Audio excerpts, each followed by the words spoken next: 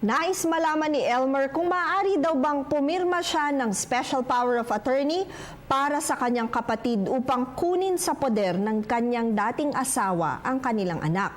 Dahil sa nalaman daw niyang hindi naman ito pinag-aaral at ikinukulong lamang sa bahay.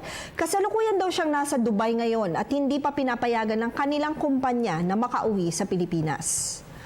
Elmer, hindi mo basta maaaring kunin ang bata sa poder ng kanyang ina sa pamamagitan lamang ng special power of attorney. Kinakailangan na sumunod sa proseso ng batas. Dahil nga nasa ibang bansa ka, ang SPA na dapat mong gawin ay hindi upang kunin ang bata ng iyong asawa, kundi pagbibigay kapangyarihan sa kanya na mag-file ng petition sa korte for guardianship on your behalf. Ang korte ang makapagsasabi kung karapat-dapat bang kunin ang bata mula sa poder ng ina nito.